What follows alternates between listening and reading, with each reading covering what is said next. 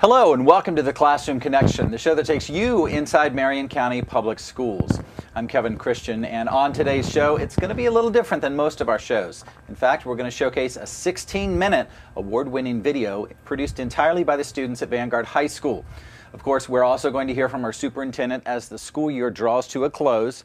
But up first today, considering school will be over in just a few weeks, what do students think about the education they receive in our own school district? Parents and other adults often share their opinions about public education, but what do these most impacted by our system actually think about their own educations?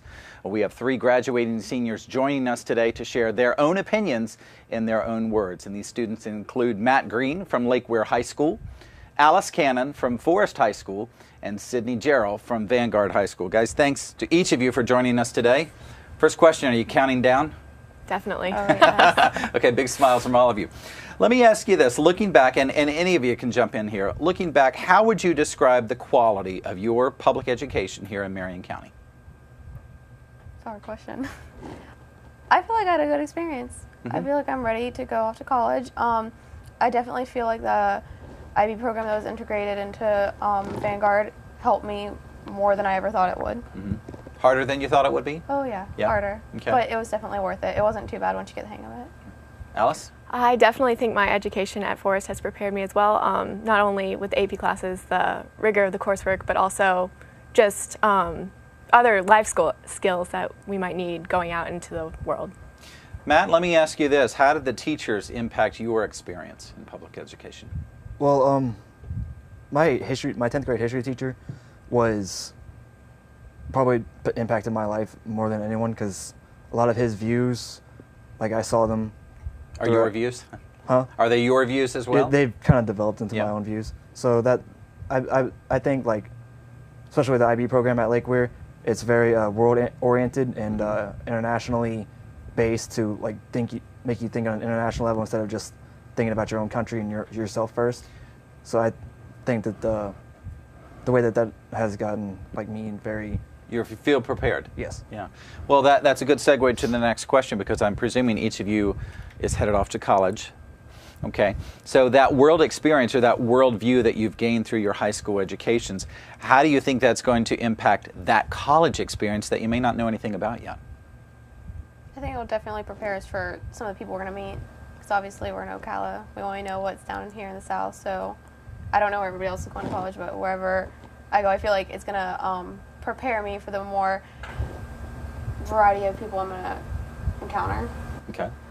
Alice? I think it's also made us more open to, experiencing new things, not sticking with the same old, everything we've always known, but being willing to jump out of our shell a little bit and experience new things we haven't tried before. You feel like you've been exposed to things outside of Marion County? Somewhat. Somewhat? Yeah, somewhat, yeah. Let's talk a little bit about the connections that each of you made with your teachers. Matt, you already talked about your 10th grade history teacher.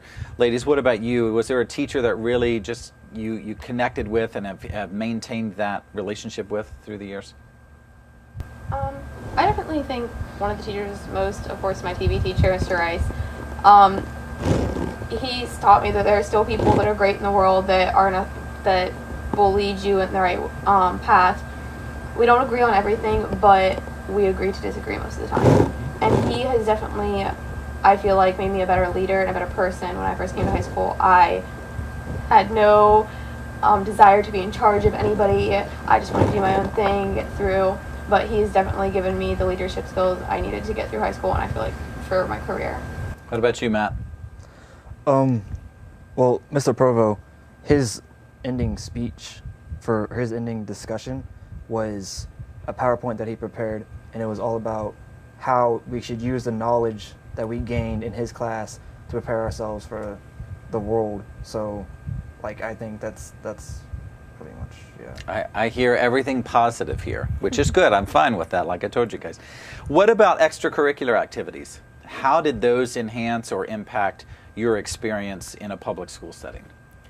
I've been involved with both volleyball and tennis at Forest, and those have given me innumerable experiences as far as being a leader and working with a team, which like you kind of get from the classroom, but at the same time that team aspect is so much greater on a tennis team or a volleyball team, like just working with others is a really valuable lesson that I found, both positive and negative. From the team approach, which we'll share later in the show about the Sweet 16 competition. Sydney, you have definitely had to work as a team with your colleagues. Yes, definitely. And I feel like it was probably one of the best experiences of my life so far.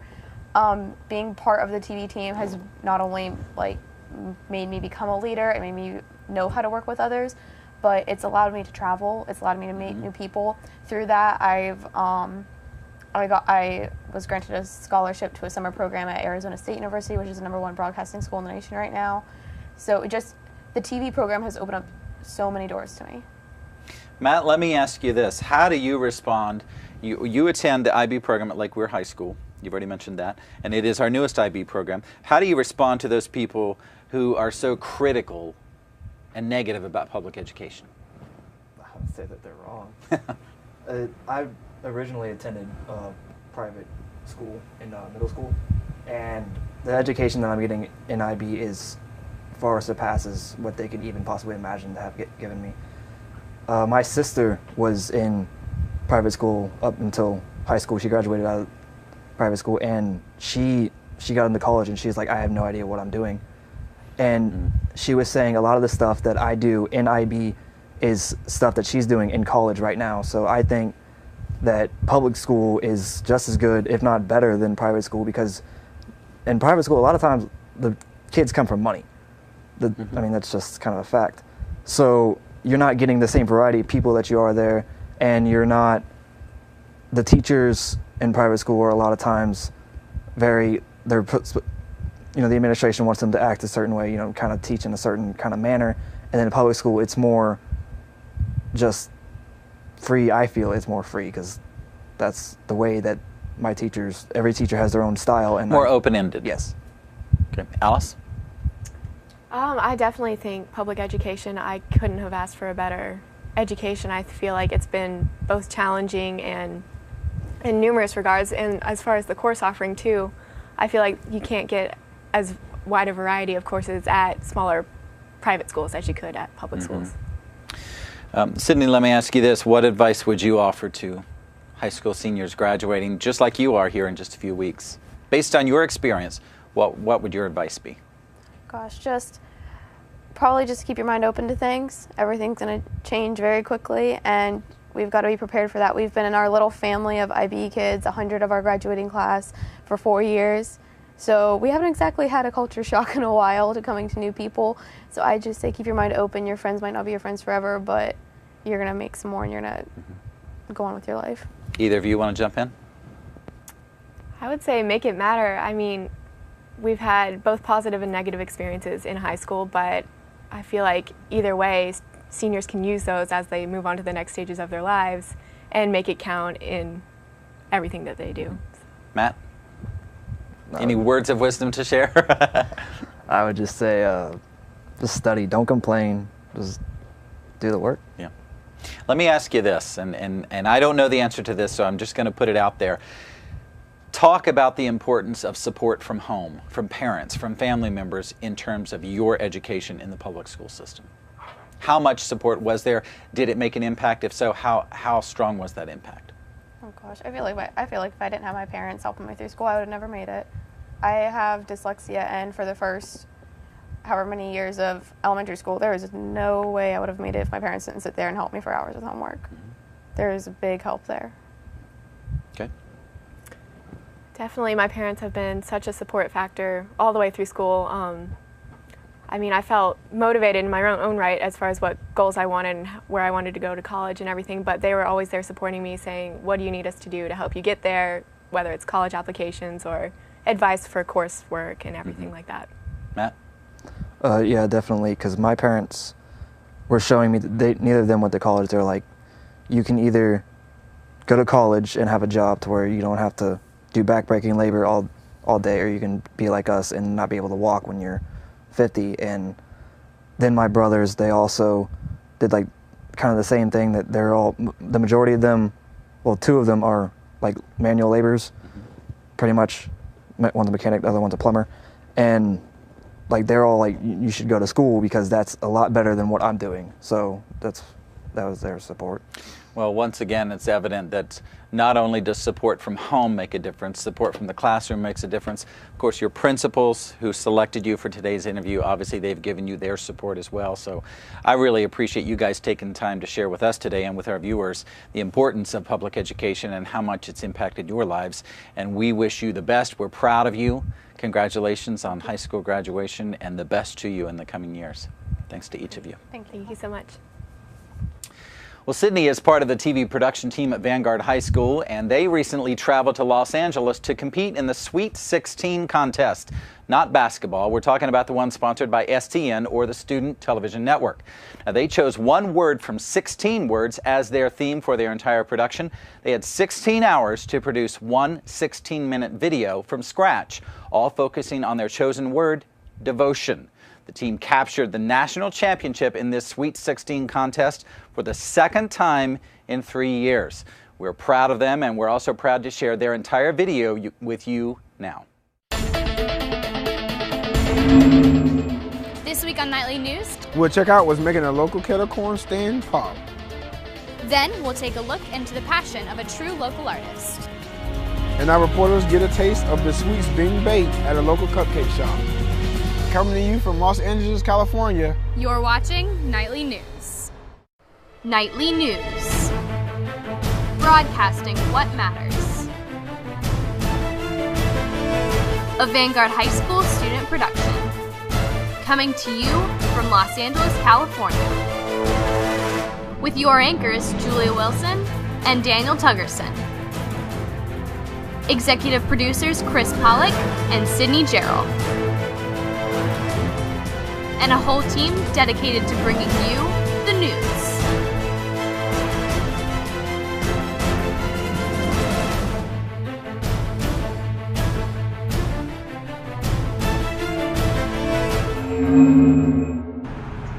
Good morning, Student Television Network, and welcome to a special edition of Nightly News 2013. We are broadcasting from Los Angeles, California. I'm Julia Wilson. And I'm Daniel Tuggerson. So we're not just here in LA for a little vacation. That's right, we're here for STN, where thousands of students have gathered at the Bonaventure Westin Hotel in order to compete in the national competition hosted by Student Television Network. The best of the best students are here competing in several competitions for both film and broadcast television. They will compete all week, and winners will be announced Sunday afternoon. But while we were here, we found out LA has a great farmers market. But farmers just don't meet here to sell their products. That's right, vendors also meet to sell their sweet treats. Reporters Johnny Walker and Emily Merriam take a look at a local kettle corn stand. The stirring of the kettle corn and the fire of the flame are all things that keep this stand running every Thursday at the farmers market in the financial district. It's called Kettle Corn and Stuff, and they have been running for 11 straight years on one purpose only. Well, prior to me doing Kettle Corn, I was a marketing director for a retail store. When they went out of business, I started looking at opportunities that I can do. My initial purpose was to open up a popcorn store, but at that time it was not feasible to do it, so I started a mobile kettle corn business back in 2002, and I've been doing it ever since. Through thick and thin of Key's career, his business has turned more into a popularity game, with people from all over knowing him and, of course, buying some of his famous kettle corn. At over 33 flavors at Kettle Corn and Stuff, and selling over 100 bags of this Chicago style each Thursday, I'd say this is the best seller yet. I know a lot of the people that work and live downtown, they like it, so. Reporting for Nightly News, this has been Johnny Walker with photographer Emily Merriam. Obviously, LA has a bunch of great opportunities. That's why people move here from all across the world. That's right, and that's exactly the case for Michael Rep, a comedic writer who's making his way in the city. That's why Chris Bruce and I took a deeper look into the real life of an artist. Career, I guess I'm at the beginning stages of it. Trying to get into writing. I've like ever since I was young, I wanted to work in movies in the entertainment industry. For 29-year-old Michael Rep, Los Angeles is more than just a beautiful city, but a place for his dreams to grow. I'm still just trying to get my foot in the door, though, which is the biggest struggle, I guess, with doing it and getting started. Never really knew I wanted to be a writer, though, until I went up to Chicago and I did the writing program at Second City. It's a very famous theater, and they started a writing program a few years ago because obviously writing is a huge part of comedy as well. And I took a class with Mary Scruggs, and she was one of the most helpful teachers I've ever had in any subject throughout my entire life. She was the one who really convinced me to come out here, and as soon as I finished my portfolio, I sent it back to her, and then she passed just a couple days later. It kind of motivated me a little more. Like I need to prove myself without having her influence or having anyone helping me along the way. I kind of want to just make it on my own. But Michael knows he would have never been able to make it to where he is without his parents' support. When I said, I'm thinking about moving to Chicago to take these classes, they just said, okay, that's great. And when I said I'm thinking about moving to Los Angeles, they just said, that's a farther flight, but okay, we can do that. Mike is very devoted to his family and to his career, and to have us living in Ocala, Florida, and come all the way across the country to form his own career or make his own career, we really believe that if he believes he can do it, then we believe in him too. It's one of those things that it's sort of a struggle now, but at the same time I know it'll pay off soon and it'll be completely worth it. So it's worth it in my mind. Well, it's time for our commercial break, but don't go away. Next, we'll go into a local cupcake shop to get a taste of the sweet treats. We'll be right back. Are you fed up with being a dedicated teenager? Doing hours of pointless homework? Staying in shape? And simply remembering your iPhone password? Well, there's a solution for you. Vital Life.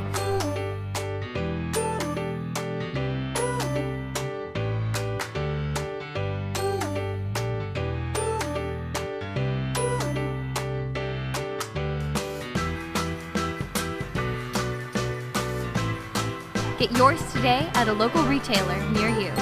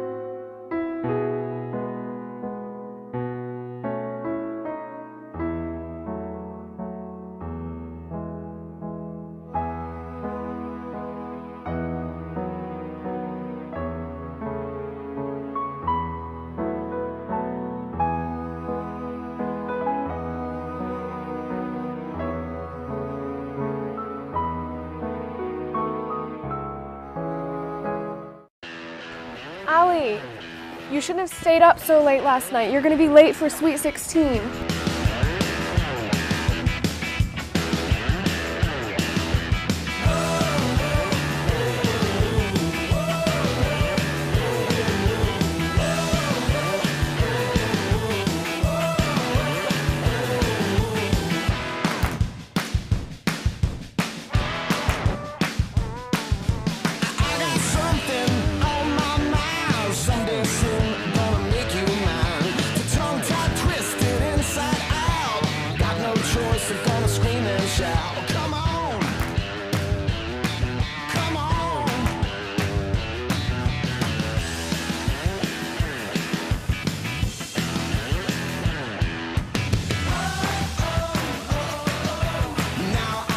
You want to be devoted to working out and being healthy, but at times it can be so hard. With a world filled with distractions, wouldn't it be great if a product actually helped you stay on track?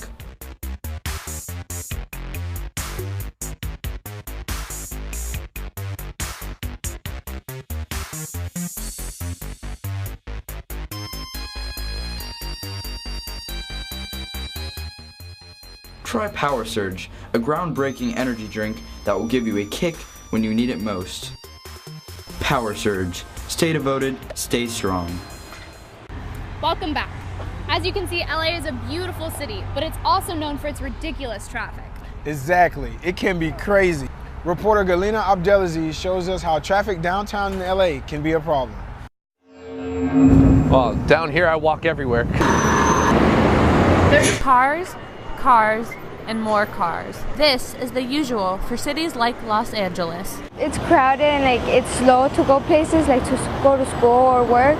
But what is road traffic? It's a system, and Randy Ewers, an industrial engineer, explains the problem. Well, systems, as population grows, we get more and more traffic into an area, and the systems are designed for a certain amount of flow. And once you exceed that, then you start getting disruptions into your flow. Just a quick look downtown will show you that many people in LA have abandoned the idea of driving and devoted themselves to other methods. I tend to walk or take the bus. And Ryan Rube explains why. It's a lot better than just driving your car. It's easy to get around. Everything's kind of close and compact, kind of nice and neat. And so while the city may look like it's full of cars, you can also see people walking, walking, and walking. Now we all know fruits and veggies are good for you, but a little sugar won't hurt. I absolutely agree. I absolutely love all sweets. Especially cupcakes. Reporters Amanda Snyder and Whitley Fordham take us downtown into a local cupcake shop. It's such a fun environment. It's an amazing, fun place to work. We're nothing but more excited to be here. For some people, work is a chore, but when working around scrumptious sweets, one might find their job a bit more compelling. The customers are always so excited to come in. The staff is always excited to work here, so it's a very fun place to work, and you get to eat a free cupcake every shift. The owners, Candace and Charles Nelson, decided to quit their jobs to pursue their dreams and dedicate their lives to owning their own business. They came back, opened the cake shop, decided that really wasn't like their thing, and then kind of in April of 2005 we opened our very first cupcake bakery in Beverly Hills, and since then it's kind of just grown exponentially. With the launching being just recently, this little shop is an overall success. A line filling the building as soon as it opens, Sprinkles Cupcakes is a downtown Los Angeles favorite. We had a line before we even opened, and it was just a really great energy. Everyone was so excited to kind of just be here and to have us here in downtown. On top of being a well-known cupcake shop, Sprinkles has committed to giving to charity on a regular basis. So we kind of just donate every single night. At the end of the night, we donate all of our leftover cupcakes to local food banks and homeless shelters in the surrounding community. We also have various things like for breast cancer awareness, like AIDS. We also do just various organizations with celebrities and everything like that every so often. A shop with loyal workers is only the icing on the cake to the benevolent values this bakery withholds. Reporting for Nightly News, this has been Amanda Snyder with Whitley Fordham. Well, that wraps up our show for today. Broadcasting for Nightly News from Los Angeles, California, this has been Daniel Tuggerson. And Julia Wilson. Be sure to check us out on nightlynews.org, like us on our Facebook page and Twitter. Have an awesome day, LA.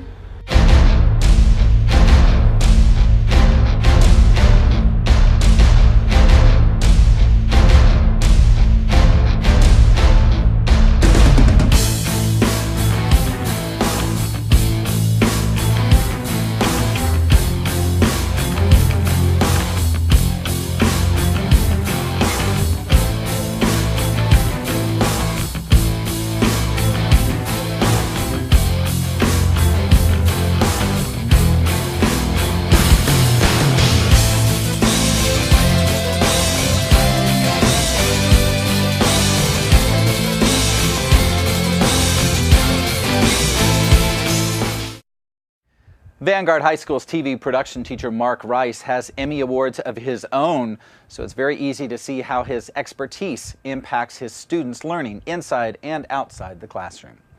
Well, Superintendent George Tomlin also impacts students along with employees and a lot of other people in our community. He shares with us now in this month's Superintendent Spotlight. As you watch this edition of Classroom Connection, we are in the month of May. FCAT testing is behind us. Grades 3 through 10 during the last 2 weeks of April completed the Florida Comprehensive Assessment Test exams. Now, during the month of May, our secondary students, mostly high school and some middle school students, are participating in end-of-course exams. These exams, of course, are very important as students strive toward high school graduation. The month of May and the first week of June is also a time when we begin to celebrate. We celebrate promotions from one grade to another. We celebrate graduations from high school, from middle school to high school, and this is a very, very important time. Parents, I encourage you to help your students during this special time of the year to make good decisions as they plan celebrating activities.